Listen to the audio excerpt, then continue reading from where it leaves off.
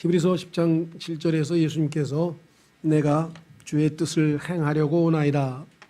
예수님께서 이 땅에 오신 것은 하나님의 뜻을 행하시기 위해서 오셨는데 그 하나님의 뜻은 성경에 보니까 여러 가지가 있습니다. 적어도 분명하게 이것이 하나님의 뜻이다라고 하는 것이 10여 가지가 있었는데요. 오늘 예수님께서 그 중에 하나, 내가 바로 하나님의 말씀을 선포하러 왔다, 선포자로서 오셨다, 이렇게 말씀을 했습니다. 예수님은 사실 우리의 구원자가 되시기 이전에 선포자가 되셔야 됩니다. 그렇지 않습니까? 예수님이 누구이신지 알지 못하고 그분이 전달하는 하나님의 메시지가 알지 못한 채 우리가 그분이 구세주인지 구원자이신지를 알 수가 없죠. 그래서 예수님께서는 공생애를 시작하실 때 침례를 받으시고 하나님께 이제 자격을 완전히 획득하신 다음에 그 다음에 마귀에게 시험을 받으시고 그 시험을 온전히 통과하심으로써 하나님 앞에 이제 사역자로 인정된 상황에서 처음으로 시작한 것이 바로 선포, 진리를, 말씀을 선포하셨다, 이렇게 성경에 써 있습니다. 마태복음 4장 17절로 가서 한번 확인해 보겠습니다. 예수 그리스도께서 제일 처음으로 하신 일은 무엇인가? 그것은 바로 선포자로서의 선포하시는 것이었죠. 예수님은 마태복음 3장에서 침례를 받으셨고 마태복음 4장에서 이제 시험을 받으셨습니다. 이 침례와 시험으로 하나님 앞에 분명하게 하나님의 기름 부음 받은 자로서의 자격을 온전히 인정받고 획득한 다음에 그는 드디어 이제 17절 마태복음 4장 17절 그때부터 예수님께서 선포하기 시작하여 이르시되 회개하라 하늘의 왕국이 가까이 왔느니라 하시더라. 예수님께서 제일 먼저 선포하신 것이 바로 하나님의 왕국이 아니고 여기 지금 하늘의 왕국이라 그랬습니다. 이 두 가지가 조금 다르다고 분명하게 말씀을 드렸었죠. 자, 그러면 오늘 첫 번째, 오늘 위대한 선포자이신 예수 그리스도를 기억하자 합니다. 근데 여기서 설교자라고 써놓은 거는요, 오늘날 일반적으로 이 preach라고 하면은 그냥 설교한다로 오늘날의 기독교에서는 쓰인다 이 말이죠. 그렇죠? 설교라고 하는 단어가 설교한다라고 하는 동사로 preach를 쓰기 때문에 preacher, 그 사람은 preacher다 그러면은 설교자라 이렇게 되죠. 그래서 이 용어가 성경에서는 설교자라고 안 돼 있고 전도서에 보면은 preacher, 이거는 이제 선포자라고 돼 있어요. 옛날 성경에서는 그걸 또 전도자라 그랬죠. 전도자. 왜냐하면 전도서라고 하는 이름이 붙어 있으니까. 그러니까 이게 똑같은 한 단어를 놓고 여러 가지 명칭이 붙어서 혼란이 지금 있는데, 일단 우리는 선포, 말씀을 선포하는 분, 선포자, 이렇게 지금 기억하시면 되겠습니다. 자, 첫 번째, 예수님은 하늘의 왕국을 선포하셨습니다. 기억나시는지 모르겠습니다. 제가 얼마 전에 하늘의 왕국과 하나님의 왕국이라고 하는 제목으로 설교를 한번 했었는데, 거기에 보시면 처음에 하나님께서 아담을 창조하시고, 그렇죠? 자신이 그 아담을 왕국의 왕으로 세우시고, 그렇죠? 네. 그래서 아담은 하나님의 왕국, 하늘의 왕국, 두 왕국의 왕으로서 이 임명을 받았으나 그가 죄를 짓고 타락함으로써 그의 영이 죽게 되어서 영적인 왕국인 하나님의 왕국은 이제 사라지게 되었고, 이 하늘의 왕국은 뒤에 그 노아를 뒤이어서 노아, 그 다음에 이제 이스라엘 왕국으로, 즉 아브라함으로 말미암아 이스라엘 민족이 이제 태어났고, 출애굽을 해서 하나님께서 세우신 이스라엘 왕국을 통해서 하나님께서는 계속해서 지상의 왕국들, 다시 말하면 먹고 마시고 그 다음에 이러한 실제적인 눈에 보이는 가시적인 왕국을 다스리고 계셨는데, BC 606년에 이스라엘이 우상 숭배와 하나님께 대한 반역으로 말미암아 이제 포로로 잡혀가게 돼서 이 지상에서는 이제 하늘의 왕국, 하나님께서 통치하시는 왕국마저도 사라져버리고, 그때 이후로 이 지상에 있는 세상의 왕국들, 여기 보니까 세상의 왕국들이 이제 이곳에 남아있게 됐습니다. 그래서 이 세상의 왕국들을 예수 그리스도께서 오셔서 이제 자신의 왕국으로 만드시기 위해서 이제 직접 하늘의 왕국을 이 땅에 세우시고 통치하시고자 하는 그와 같은 계획하에 제일 먼저 하늘의 왕국을 선포하셨는데, 그것은 바로 이스라엘의 실패를 만회하고 하나님께서 이 땅에 직접 왕국을 세우셔서 다시금 이 주의 통치를 회복하시는 것이었죠. 그러나 그것은 이스라엘 백성들의 불순종으로 말미암아 2000년이 연기가 되었고, 그래서 계시록 11장 15절에 가서야 비로소 세상의 왕국들이 주와 그리스도의 왕국들이 되었다. 그래서 예수 그리스도께서 천년 왕국에서 이제 비로소 그 왕국을 세우실 수 있었죠. 이스라엘의 거부, 왕이신 예수님을, 메시아이신 예수님을 거부한 이스라엘로 인해서 그와 같은 일이 있었다는 것을 우리는 잘 알지만, 그래도 그들에게 먼저 그와 같은 복음, 하나님의 하늘의 왕국에 대한 복음 선포가 있었던 것이죠. 그래서 예수님은 하나님의 뜻을 이루기 위해서 처음에 이스라엘 백성들에게 하늘의 왕국을 선포하셨다 그랬습니다. 누가복음 4장에 보면은 마귀가 예수 그리스도를 시험했을 때 이 땅에 있는 세상의 왕국들을 다 보여주고 나에게 경배하면 이 세상의 왕국들을 주겠다 하면서 이 왕국들은 나에게 넘겨졌기 때문이다 라고 그렇게 주장을 했습니다. 그것은 창세기 3장에서 아담이 죄를 짓고 그로 말미암아 하나님께서 그에게 맡기신 그 왕국을 마귀에게 넘겨준 것으로 우리가 해석이 가능하죠. 그래서 마귀가 이 세상의 신이요, 이 세상의 통치자요, 공중의 권세 잡은 자라고 했습니다. 그러나 이제 예수 그리스도께서 때가 참에 하나님의 뜻을 이루시기 위해서 오셔서 이스라엘에게 먼저 기회를 주셨지만, 이스라엘은 아시다시피 우리에게는 가이사, 시저 이외에는 왕이 없다고 하면서 하나님이 보내신 왕 메시아를 거부한 것을 우리가 알 수가 있습니다. 자, 그래서 예수님은 하나님의 계획을 이루시기 위해서 우선 이스라엘에게 하늘의 왕국을 선포하셨다. 두 번째로 그럼에도 불구하고 하나님께서는 아담이 죄를 지음으로 말미암아 영적인 죽음으로 초래된 하나님의 영적인 왕국의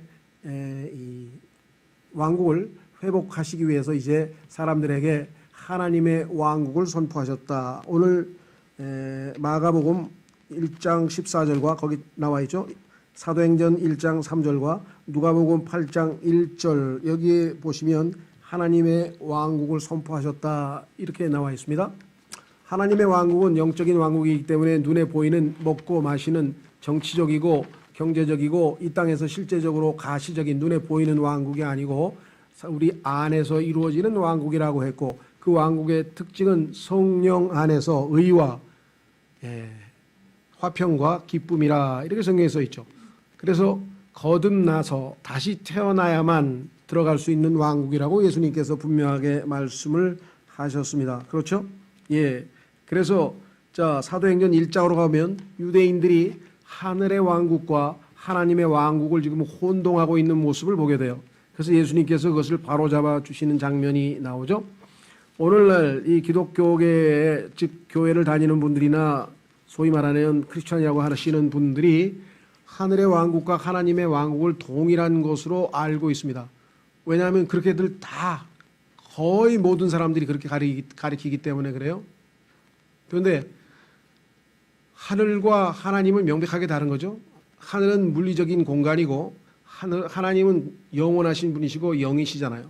물질과 영이고 완전히 다른 것이고, 그렇죠? 하나는 창조주이시고 하나는 창조물이고, 그래서 하나님의 왕국과 하늘의 왕국이 같다 그러면 하늘과 하나님이 같다는 소리인데 전혀 잘못된 것입니다. 자, 그래서 사도행전 1장에 오면은 유대인들은 여전히 이미 끝나버린, 이미 연기된 하늘의 왕국에 대해서 미련을 가지고 있었고, 그러나 예수님께서는 그것이 아닌 다른 왕국에 대한 얘기를 하고 계심을 보게 됩니다. 한번 보겠습니다. 사도행전 1장으로 오시면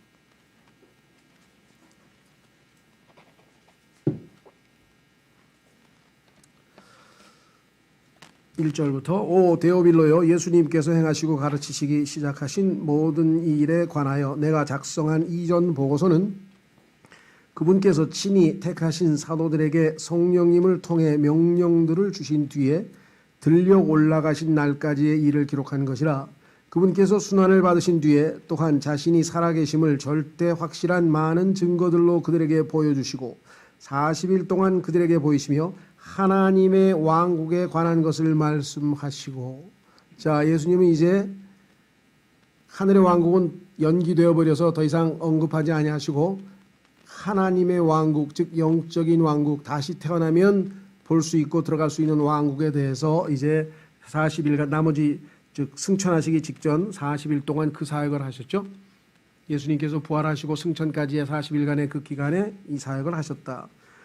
또 그들과 함께 모이사 그들이 예루살렘을 떠나지 말고 아버지의 약속하신 것을 기다리라고 그들에게 명령하셨느니라. 그분께서 이르시되 그 약속하신 것에 대해서는 너희가 내게서 들었나니 참으로 요한은 물로 침례를 주었으되 너희는 이제부터 많은 날이 지나지 아니하여 성령님으로 침례를 받으리라 하시느니라. 다시 태어나고 거듭나는 사람들은 다 성령님으로 말미암아 침례를 받죠. 그러므로 그들이 함께 있을 때 그분께 여쭈어 이르되 주여 주께서 이때에 그 왕국을 이스라엘에게 다시 회복시켜 주고자 하시나이까 하매. 자, 그러니까 예수님은 3절에서 하나님의 왕국을 지금 설명하시고 계신데 유대인들은 자신들에게 약속된 구약의 하늘의 왕국을 여전히 지금 마음에 두고 있죠. 그래서 뭐라고 했냐면 그 왕국을 이스라엘에게 다시 회복시켜 주고자 하시나이까 하매. 이미 연기된 걸 모르고 있어요. 그분께서 그들에게 이르시되 그 때나 그 시기는 아버지께서 자신의 권능 안에 두셨으니 너희가 알 바 아니요. 너는 그것에 대해서는 이제 하나님께서 그 결정권을 쥐고 있기 때문에 너희는 거기에 대해서 알 바가 아니요. 오직 성령님께서 너희에게 임하신 뒤에 너희가 권능을 받고 예루살렘과 온 유대와 사마리아에서 그리고 땅의 맨 끝 지역까지 이르러 나를 위한 증인이 되리라 하시니라. 그러니까 예수님께서 하나님의 왕국에 대해서 선포한 것을 아직 지금 이스라엘 사람들이 알아듣지 못하고 있죠. 그래서 나중에 이 문제로 인해서 혼선이 많이 빚어졌어요. 사도행전의 사건에 보면은. 그러나 분명히 하나님의 복음을 선포하고 있는 로마서라고 하는 신약 교회의 기본 교리서인 로마서에서 하나님의 왕국은 사람들이 생각하는 것처럼 눈으로 보이는 입을 것과 먹는 것 이런 것이 아니라고 분명하게 말씀하고 계셨습니다. 자, 그래서 이제 예수님은 두 왕국을 선포하시고 세 번째 성경에 보니까 마가복음 2장 2절과 디모데후서 2절이 마가복음 2장 2절에 보면은 예수님께서 말씀을 선포하셨다 이렇게 돼 있어요. 그다음에 디모데후서 4장 2절은 사도 바울이 마지막으로 죽음을 앞두고 자기의 후배인 제자인 디모데에게 마지막 유언을 할 때 말씀을 선포하라. 그렇죠? 말씀을 선포하라. 이렇게 지금 이야기를 하셨습니다. 자, 요한복음 18장 37절에는 예수님께서 빌라도 앞에서 내가 이 이유 때문에 이런 목적으로 왔다. 내가 이 세상에 온 목적이 무엇이냐? 내가 진리에 대하여 증언하러 왔다. 이렇게 예수님께서 말씀을 하셨죠. 그래서 그 목적을 신실하게 지금 수행하고 계시는 것을 우리가 보게 됩니다. 그래서 우리 이 시편 19편 7절로 한번 가보시면 시편 19편 7절로 가시면 하나님의 말씀은 다양한 칭호로 불리우게 됩니다. 하나님의 말씀은 넓게 얘기하면은 성경 전체죠. 하나님의 말씀은 단수로 쓰일 때에는 성경 전체고요. 복수로 쓰이면 단어 하나하나를 가리키는 구체적인 말씀들을 이야기하고 대문자로 쓰이게 되면 예수 그리스도 인격이신 예수 그리스도의 칭호 중에 하나가 하나님의 말씀이죠. 자, 그래서 시편 19편 7절에 가면은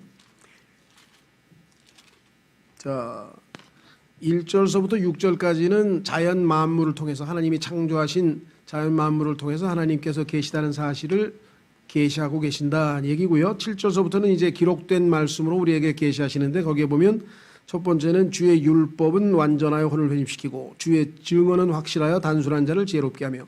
그러니까 하나님의 말씀에 대한 칭호가 율법, 증언, 8절의 법규 밑에 명령, 9절의 주의 두려움, 주의 판단 이렇게 해서 지금 6개가 지금 나와 있습니다.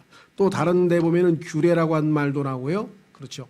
그래서 우리는 하나님의 어떤 종류의 말씀이든지 간에 하나님의 말씀 전체 처음부터 끝까지 그렇죠. 그래서 하나님의 모든 계획들, 모든 말씀들을 우리가 선포한다. 그러니까 우리가 예수 그리스도를 믿지 않는 사람들에게 1차적으로는 우리가 복음을 물론 전하죠. 왜? 그들이 구원을 받아야 되기 때문에.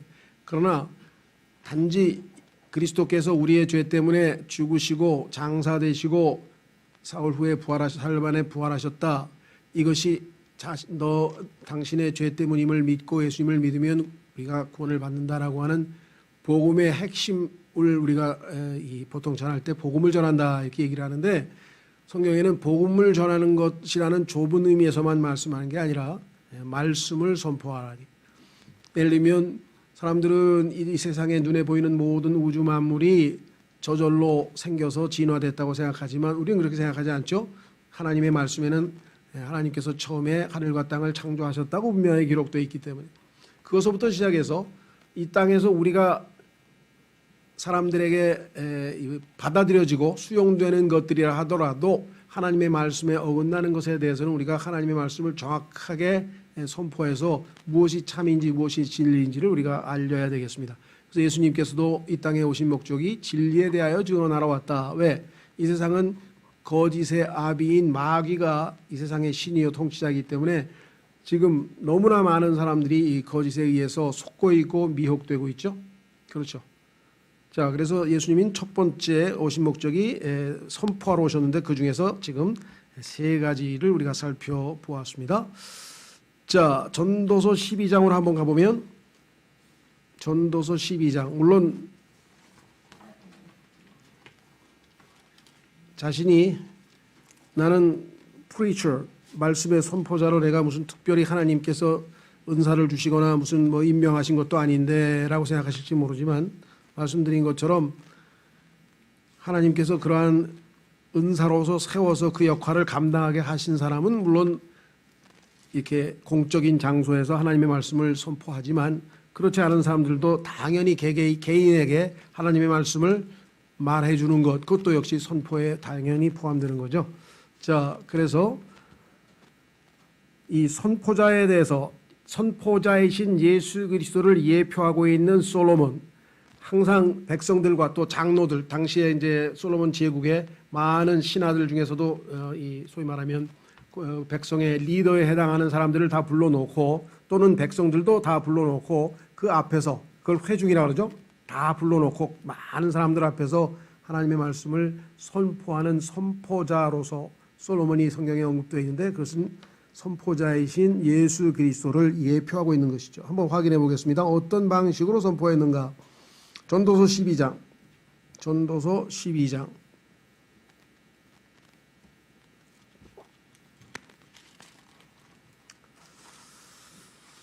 전도서 12장에 가면은 선포자가 어떻게 사람들에게 하나님의 말씀을 선포했는지,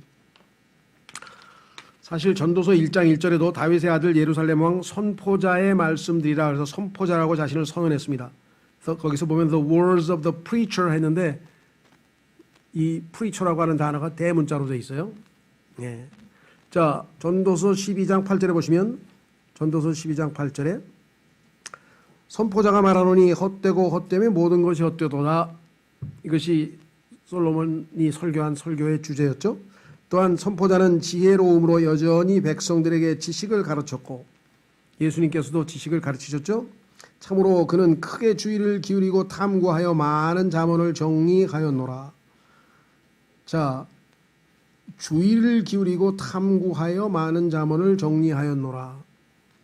그냥 머릿속에 떠오르는 대로 생각나는 대로 한 것이 아니라 하나님의 말씀을 주의 깊게 잘 연구, 우리도 디모데 후서 2장 15절에 진리의 말씀을 연구하라 그랬죠. 연구. 단순히 그냥 생각나는 대로 한두 마디만 한 것이 아니라 잘 연구해서, 여기 나와 있습니다. 크게 주의를 기울이고 탐구해서 많은 잠언을 정리했다.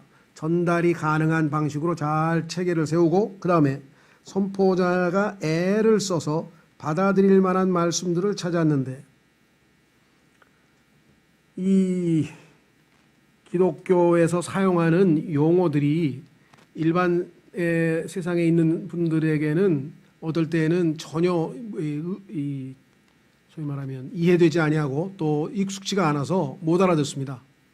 예수 그리스도께서 우리를 구속하셨습니다. 그러면 그 사람들이 구속이라는 말이 무슨 말인지 알아듣겠습니까? 아니, 구속이라는 것은 감옥에 보내기 위해서 집어넣는 건데, 우리가 말하는 속박으로부터, 노예 상태로부터 우리를 구출해내셨다고 하는, 값을 치르고 사셨다는 그런 의미를 그들이 어떻게 알겠어요? 그러니까 우리가 사람들에게 어떻게 해야 돼요? 받아들일 수 있는 말, 잘 알아들을 수 있는 말로, 커뮤니케이션이 가능한 말로 의사표시를 해야죠. 그리스도인들끼리 이미 알고 있는 용어로만 의사소통을 해서는 세상 사람들에게는 알릴 수가 없다는 거죠. 그래서 요즘에는 이제 그 문제에 대해서 이제 관심들이 많이 있어서 사람들에게 어떻게 하면 이 복음의 진리를 그들이 알아들을 수 있는 말로 표현할 것인가. 이것이 이 선포자의 고민이었습니다. 그렇죠? 자, 그래서 받아들일 만한 말씀들을 찾았는데, 여기 기록된 것은 올바른 것이요 곧 진리의 말씀들이로다. 지혜로운 자들의 말씀들은 가시채들 같고 견고하고 또 질책하고 지폐의 스승들이 굳게 박은 못들 같으니 이것들은 한 목자께서 주신 것이니라 그랬습니다. 그래서 이 땅에서 예수 그리스도께의 사역의 핵심적인 것 중에 하나는 아시다시피 이 선포자 또는 티처, 가르치시는 분, 또는 프로페트, 대언자, 그래서 말씀을 선포하시는 것이 1차적인 목적이었고, 그 이후에 그런 십자가에서 이제 대제사장으로서 우리를 대신해 자신을 헌물로 내어드리시고 죽게 되시죠. 자, 그래서 우리는 네 번째로 갑니다. 네 번째로 복음을 선포하셨습니다. 뭐 너무나 당연한 거겠죠. 복된 소식을 선포하셨는데, 누가복음 24장 47절에는 그 복음의 내용 중에 회개와 죄들의 사면이라고 하는 표현이 써 있습니다. 한번 확인해 보겠습니다. 누가복음 24장 47절. 누가복음 24장 47절. 누가복음 24장 47절.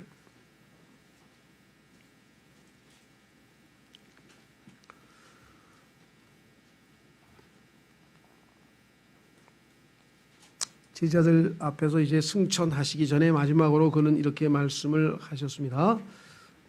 24장 47절인데 5절부터 보겠습니다. 그때 그들의 지각을 여사 그들이 성경 기록들을 깨닫게 하시며 또 그들에게 이르시되 이같이 기록되었은즉 이같이 그리스도가 고난을 받고 셋째 날 죽은 자들로부터 일어나는 것이 마땅하며 또 회개와 죄들의 사면이 그의 이름으로 예루살렘에서 시작하여 모든 민족들 가운데 선포되어야 하리니 너희는 이 일들의 증인이라. 그러니까 예수님께서 복음을 선포하셨던 그 사역을 뒤이어서, 물론 1차적으로 예수님의 제자들과 사도들이죠. 그러나 우리에게도 그 책무가 주어져 있는 것이겠죠. 그래서 우리가 바로 복음 선포자들 또는 증인으로서의 우리의 그리스도인의 정체성이 거기서 나오는 거죠. 자, 그러면 이제 마지막으로 4장 18절, 누가복음 4장 18절로 가서 구체적으로 예수님께서 선포한 복음의 내용은 거기에 세 가지가 나와 있습니다. 한번 확인해 보겠습니다. 누가복음 4장 누가복음 4장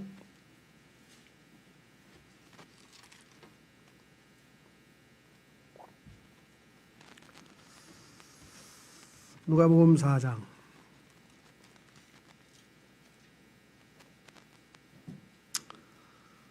예수님께서 심례를 받으시고 마귀의 시험을 다 통과하시고 이제 드디어 성령님의 권능을 입고 사역에 돌입하고 계신 장면이 14절이죠. 자, 보세요.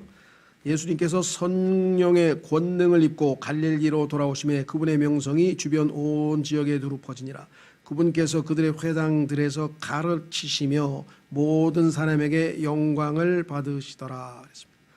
자, 이제 예수님께서 자신의 고향으로 가셔서 하신 일이 16절에 기록되어 있네요. 그분께서 자기가 자라난 나사렛에 가사 자기의 관례대로 안식일에 회당에 들어가 읽으려고 서시니, 예수님께서는 이때 유대인의 신분이었기 때문에 유대인들이 예배하는 방식으로 늘 관례대로 여기 나와 있는 것처럼 안식일에 회당에 가셔서 예배에 참석하셨습니다. 그러니까 오늘날 우리 그리스도인들이 예수님의 부활하신 첫째 날에 정말 주일에 우리가 모여서 주님 하나님을 경배하고 예배하는 것은 너무나 좋은 전통이죠. 성경에 보니까 세상의 사람들의 전통은 잘못된 것이지만 하나님께서 우리에게 주신 좋은 건전한 전통들이 있다고 했죠. 그 전통 중에 하나가 무엇인가? 관례대로 습관화되어 있는 거죠. 주일날은 당연히 우리가 모인다. 관례대로 안식일에 회당에 들어가 읽으려고 서시니 섬기는 자가 대언자 이사야의 책을 그분께 넘겨드리거늘 그분께서 그 책을 펴서 이렇게 기록된 데를 찾으시니라 일렀으되. 예배를 드리는데 유대인들의 회당에서 예배는 어떤 사람이 하나님의 말씀을 들고 나와서 자기가 그 말씀을 선포하고, 그렇죠? 선포하고 그 다음에 또 다른 사람이 어떤 자기에게 와닿는 말씀이 있으면 그 말씀을 선포하고, 이렇게 이런 방식으로 지금 예배가 진행이 됐는데 예수님 차례가 돼서 예수님에게 두루마리를 드렸더니 성경을 펴서 61장을 이사야서 61장을 펴서 자 이렇게 읽으셨습니다. 18절 누가복음 4장 18절 주의 영께서 내게 임하셨으니. 자, 침례를 예수님께서 받는 순간에 성령께서 임하셨죠? 예. 그래서 지금 금방 이 말씀이 그대로 이루어졌어요. 예수님은 지금 이 구절을 읽으면서 여기에 이사야서 61장 1절서부터 3절에 기록되어져 있던 구약의 무려 700여 년 전에 기록된 내용이 오늘 너희 눈앞에서 다 이루어졌다. 성취되어 예언이 성취됐다. 그 말씀을 지금 하고 싶으신 거죠. 그 예언을 성취하러 온 사람이 바로 나다는 것을 알려주고 싶은 거죠. 그래서 지금 주의 영께서 내게 임하셨으니 이는 그분께서 내게 기름을 부으사 가난한 자들에게 복음을 선포하게 하셨기 때문이라. 예수님께서 기름 부음을 받고 이 땅에 오신 목적이 가난한 자들에게 복음을 선포하게 하셨기 때문이구나. 그런데 그분께서 나를 보내신 것은 마음이 상한 자를 고치며, 자, 마음이 상한 자를 고치러도 오셨어요. 하나님이 보내신 목적 중에. 자, 그 다음에 이제 또 선포란 말이 세 가지에 걸려 있습니다. 자, 첫 번째 보시면 포로된 자들에게 구출을 선포한다. 포로된 자들이 너희들이 구출되었다라는 사실을 선포하러 왔다. 자, 이 땅에 사는 모든 사람들은 다 하나님의 보시기에는 다 포로다. 누구의 포로입니까? 1차적으로 보면은 마귀의 포로가 됐겠죠. 그렇죠? 예. 그렇죠? 예. 그래서 예수님께서는 에베소서 4장에서 포로된 자들을 데리고 승천하실 때 포로된 자들을 데리고 하늘로 올라가셨다. 높은 곳으로 올라가셨다. 이렇게 되어 있어요. 그럼 포로된 자들이 누구냐? 말씀드린 것처럼 마귀에게 포로로 사로잡혀 있던 그 자들을 예수님께서 더 강하신 분이기 때문에 그 포로들을 마귀와의 전쟁에서 승리하셨죠. 골로새서 2장에 보면은 마귀들을 다 패퇴시켜서 십자가에서 그들을 다 물리치시고 그들이에게 잡혀있던 포로들을 다 노획물이라 그러죠. 노획물을 다 빼앗아서 마귀들에게서 그들을 다 빼앗아서 특히 그들 중에는 다 구약에 있는 성도들이죠. 구약에 구원받은 사람들이 낙원에서 대기하고 있었는데 그들과 그 다음에 예수 그리스도에 의해서 복음으로 구원받은 사람들 전부를 다 데리고 이제 하늘로 올라가셨다. 그것을 포로라고 성경이 돼. 포로. 그렇죠.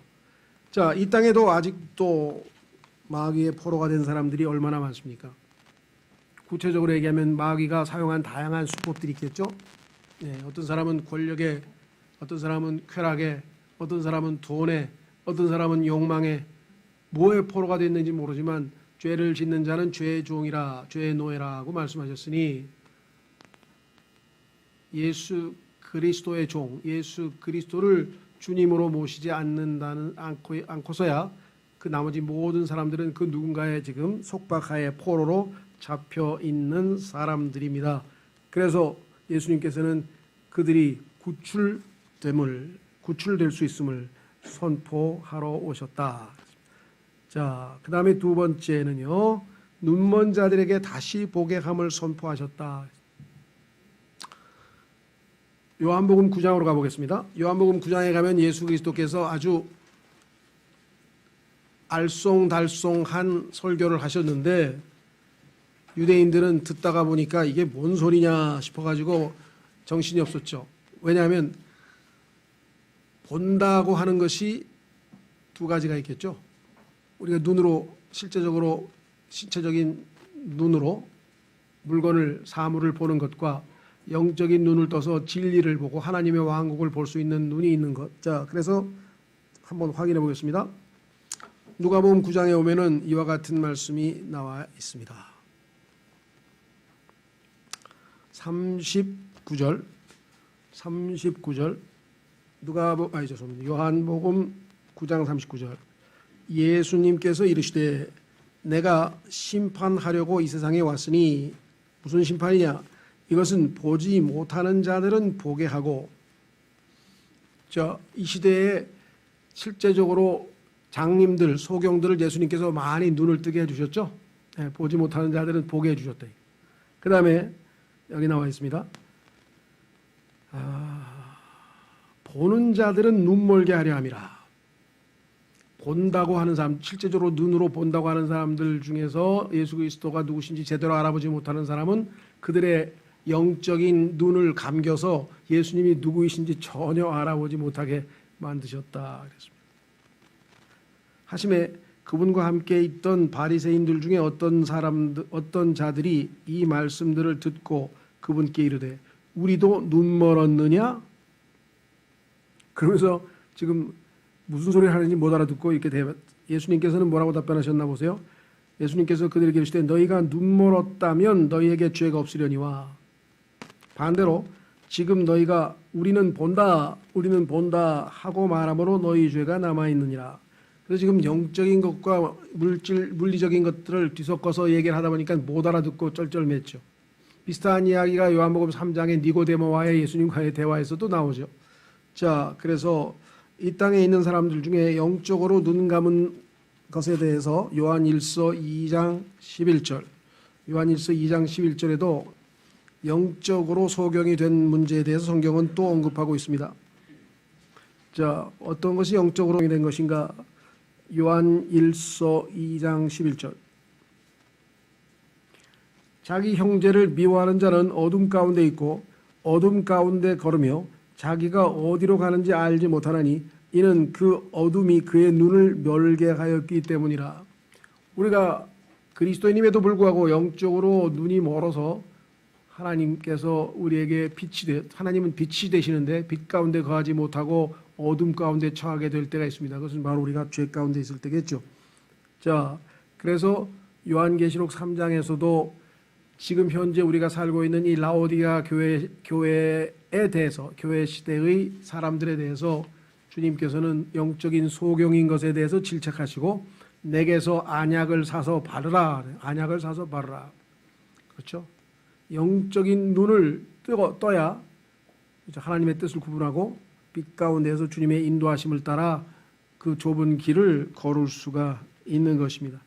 자, 그래서 주님께서는 이 땅에서 영적으로 눈먼 자들을 다시 보게 해서 자, 사도행전 26장 18절 그 사역이 바로 사도행전에 나오는 사도들의 사역이었다. 특히 바울 사도가 시도한 사역이 바로 눈을 뜨게 해주시는 영적인 눈을 뜨게 해주는 사역이 사도 바울의 사역이었다.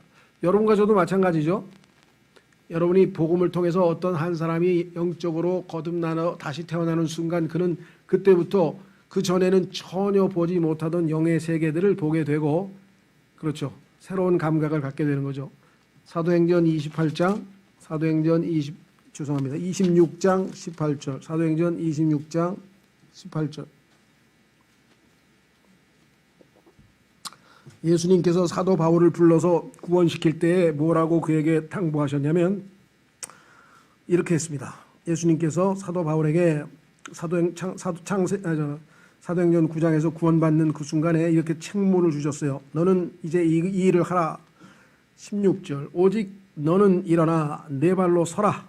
내가 내게 나타난 것은 이 목적을 성취하기 위함이니 곧 내가 본 이 일들과 또 앞으로 내가 내게 나타낼 그 일들에 대하여 너를 사역자와 증인으로 삼기 위함이라. 내가 너를 백성과 이방인들에게서 건져내어 이제 그들에게로 보내는 것은 그들의 눈을 열어주고 그들의 눈을 열어주어 그들을 어둠에서 빛으로 사탄의 권세에서 하나님께로 돌아오게 하려 하며 또 그들이 죄들의 용서를 받고 내 안에 있는 믿음으로 거룩히 구별된 자들 가운데서 상속 유업을 받게 하려 함이라 하더이다. 그래서 첫 번째 눈을 열어주는 것이죠. 제자들은 예수 그리스도에 대해서 아주 전혀 무지하다가 엠마오로 가던 제자들이 예수님과 만나서 예수님에게 설교를 말씀을 듣고 눈을 뜨게 되죠. 그때 그들이 뭐라고 했습니까? 예수님께서 아까 우리가 함께 걸어올 때에 성경을 열어 보여주실 때에 우리의 마음이 뜨겁지 아니하더냐 그랬죠. 눈을 열어 보여준다. 그 얘기는 지금 영적으로 그 전까지는 소경이었다는 것이죠. 지금 우리가 살고 있는 이 시대에 대부분의 여러분과 우리 주변에 있는 사람들은 예수님께서 말씀하신다고 본다고 하나 지금 보지 못하는 사람들이다. 눈으로는 보지만 진짜 중요한 것은 못 보고 있는 것 아니겠습니까? 그렇다면 우리의 선포를 통해서 우리의 말씀 선포를 통해서 그들도 눈을 뜨게 하는 것이 하나님께서 우리에게 맡기신 책무고 또 우리가 해야 될 하나님의 뜻이겠죠. 자, 마지막으로 7번째. 예수님은 무엇을 선포하셨는가 그랬더니 주의 받아주시는 해를 선포하셨다 그랬습니다. 자, 이거는 이사야서 61장으로 한번 가보겠습니다. 예수님께서는 구약 성경을 인용하셨는데 정확하게 이사야서 61장을 인용하셨어요. 근데 거기서 이상한 일이 벌어졌어요. 이사야서 61장을 인용을 하시다가 중간에 멈췄어요. 다 인용을 해야 되는데 중간에 멈추고 갑자기 피어리어드 딱 거기까지만 인용했어요. 자, 왜 이런 일이 벌어졌는가 한번 보겠습니다. 이사야서 61장 1절. 주 하나님의 영께서 내게 임하셨으니 예수님이 인용하셨죠. 이는 주께서 내게 기름을 부으사 온유한 자들에게 좋은 소식을 선포하게 하셨기 때문이라. 그분께서 나를 보내신 것은 마음이 상한 자들을 싸매고 포로된 자들에게 자유를, 결박된 자들에게 감옥에서 노임을 선포하게 하려 하며 또 주의 받아주시는 해와, 자, 주의 받아주시는 해를 선포한다. 여기까지는 예수님이 인용하셨어요. 근데 주의 받아주시는 해를 선포하려 함이라 이렇게 딱 끝내고 예수님은 실제적으로는 2절서부터 3절의 끝부분은 다 생략하셨어요. 그 뒤는 무슨 말이냐 이렇게 되어 있습니다. 우리 하나님의 원수 갚으시는 날을 포고하고 애곡하는 모든 자를 위로하게 하려 함이며 또 시온에서 애곡하는 자들에게 정하여 주되 곧 그들에게 제 대신 아름다움을 주고 애곡 대신 기쁨의 기름을 주며 근심의 영 대신 찬양의 옷을 주게 하려 함이라. 그리함으로 그들이 주께서 심으신 의의 나무라 불릴 것이요 이로써 그분께서 영광을 받으시리라. 1절, 2절, 3절은 예수님께서 오셔서 행하셔야 될 모든 all the counsel of God, 하나님의 모든 계획을 지금 집약시켜 놓았는데 예수님께서는 전지전능하신 하나님이시기 때문에 초림 때에 이스라엘이 당연히 하늘의 왕국을 세우도록 협조하는 것이 아니라 하늘의 왕국의 왕으로 오신 메시아를 거부할 것을 아셨기 때문에 예수님께서는 원수 갚으시는 일, 다시 말하면 재림 때에 본인이 하셔야 될 일은 여기서 멈췄다 이게. 무슨 말이 이해가 되셨어요? 예수님께서는 초림 때부터 재림 때까지 2000년간의 교회 시대라고 하는 중간에 가로 안에 무슨 새로운 시기가 있을 것을 알고 계셨죠. 그러나 구약에 있는 이사야는 하나님께서 알려주신 대로 그대로 선포했는데 구약과 신약이 한 개의 문장 속에 연결되어 있어요. 왜? 교회 시대에 대해서는 전혀 계시를 안 하셨기 때문에. 그렇죠? 예수님께서는 전지전능한 하나님이시기 때문에 자신이 오셔서 초림 때에는 여기까지 본인이 하셔야 될 일이고 그 다음 나머지는 예수님이 오셔서 재림 때에 이스라엘 백성들의 원수들, 즉 적그리스도를 포함해서 이스라엘 백성들을 괴롭히는 모든 원수들을 멸하시고 이스라엘을 회복시켜서 그들에게 기쁨을 되돌려 주실 일들은 이스라엘의 회복은 나중 일이다 이 말이죠. 그래서 예수님께서 여기까지만 정확하게 딱 선포를 하셨다 그랬습니다. 자, 그 선포했는데 그 중에 오늘 초점은, 이 시간 초점은 주의 받아주시는 해라. 하나님께서 받아주시는 때가 정해져 있어요. 그 다음에는 기회가 없죠. 지금 오늘날에는 교회 시대죠. 교회 시대에는 주 예수 그리스도를 믿고 하나님의 은혜의 복음을 통해서 누구든지 다 받아주시지만, 자, 이 받아주신다는 말도 참 성경에 보면 재밌습니다. 성경에 보면은 받아들이는 자, 예수님을 받아들인다고 할 때는 동사가 receive라고 하는 동사가 쓰였어요. 예수님을 우리의 구원자로 receive 하는 사람들은 하나님께서 우리를 accept, 거두어 주신다, 받아주신다. 우리말로는 둘 다 받아주신다지만 뉘앙스가 좀 다르죠. 우리는 어서 오십시오, 예수님을 나의 구원자로 믿겠습니다, 받아들인 것이고, 그때 하나님께서는 허락해 주신다, 이거죠. 거두어 주신다, accept 해주신다, 이렇게 성경에 써 있습니다. 이 두 단어가 얼마나 우리에게, 우리는 예수님을 receive하고 그분은 우리를 accept 해주신다. 자, 그래서 마지막 성경 구절로 가고 마무리를 짓겠습니다. 고린도후서 6장 2절. 고린도후서 6장 2절.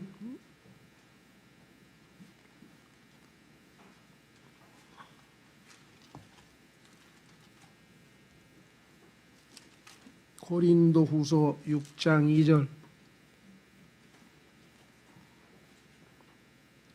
예수님께서 선포하신 대로 우리도 지금이 하나님께서 받아주시는 때다. 지금. 그래서 우리가 복음을 전할 때 그것을 강조해야죠. 뒤로 미룰 수 있는 게 아닙니다. 자, 보십시오. 6장 1절부터 그런즉 우리가 그분과 함께 일하는 일꾼으로서 너희에게도 간청하노니 너희는 하나님의 은혜를 헛되이 받지 말라. 그분께서 이르시되, 구약 성경에 나오죠. 받아주는 때에 내가 내 말을 들었고 구원의 날에 내가 너를 구조하였노라 하시나니 보라, 지금이 받아주시는 때요. 보라, 지금이 구원의 날이로다. 항상 우리가 원하는 때 아무 때나 하나님 앞에 접근하고 나아갈 수 있는 게 아니라 하나님께서 받아주시는 기간이 정해져 있어요. 그것을 우리는 은혜의 때라 그러고, 그래서 그것은 복음을 하나님의 은혜의 복음이라 이렇게 이야기를 하는 것이겠죠. 자, 그래서 뒤로 미룰 때 여러분이 이제 이 말씀으로 도전을 해야죠. 그죠? 네. 뒤로 미뤘을 때 그 자신이 예수님을 믿고 싶을 때 믿어지는 게 아니거든요. 하나님께서 받아주시는 그 기간에 허락하실 때만 그것이 가능하다는 것이죠. 그렇죠? 자, 에베소서 1장 6절에 보니까 그 사랑하시는 자 예수님이죠. 안에서 우리를 accept, 받아주셨다. 하나님 앞에 우리가 들어갔는데 그때까지는 그 거룩하신 하나님 앞에 나아갈 수도 없고 나아가도 다 거부당하고 쫓겨났는데 예수 그리스도로 인해서 우리가 하나님이 우리를 받아주셨다. 그 받아주시는 때가 지금이에요. 바로 하나님의 은혜의 복음을 통해서 예수 그리스도를 구원자 주님으로 받아들이게 되면 구원이 이루어지고 하나님께서 우리를 받아주신다고 했습니다. 자, 이와 같이 예수님께서는 하나님께서 자신에게 맡기신 모든 것들을 정확하게 선포하시는 책무를 다 마치시고 이제 십자가로 가셨죠. 그 일이 다 끝났을 때 십자가로 가신 거죠. 여러분과 저도 이 땅에서 여러 가지 우리가 증인이라고 하는 표현도 쓰고 또 이 예수 그리스도의 엠바서더, 대사라고 하는 이름도 우리 그리스도인에게 주어져 있고 많은 것이 주어져 있지만 사도 바울의 고백처럼 마지막 순간에 디모데에게 말씀을 선포하라. 말씀을 선포하라. 그렇죠? 그래서 우리도 말씀 선포자이신 예수 그리스도를 본받아서 우리도 말씀의 선포자로서의 삶을 살아야 한다. 그래서 실제로 사도행전에 보면요, 그 삶을 보면 그들이 부활도, 말씀도, 왕국도, 복음도, 화평과 용서, 십자가 계속해서 그들이 그런 것들을 선포하였다라고 사도행전에 기록도 있어요. 그러니까 사도행전에 나와 있는 그리스도의 모습은 예수 그리스도를 닮아서 다 선포자로서의 삶을 살았다. 선포라고 하는 것이 막 이렇게 주먹을 쥐고 외치고 막 선포하고 그러는 것만 아니고 입으로 하나님의 말씀을 우리가 바깥으로 내보내는 것, 그걸 선포라고 한다. 그렇죠? 오늘 여러분과 제가 하나님의 말씀의 선포자로서 신 예수 그리스도를 기억하고 우리도 그 선포자로서의 책무를 다하자. 시간 다 같이 마음으로 각오를 다지는 기도를 하나님께 드리도록 하겠습니다.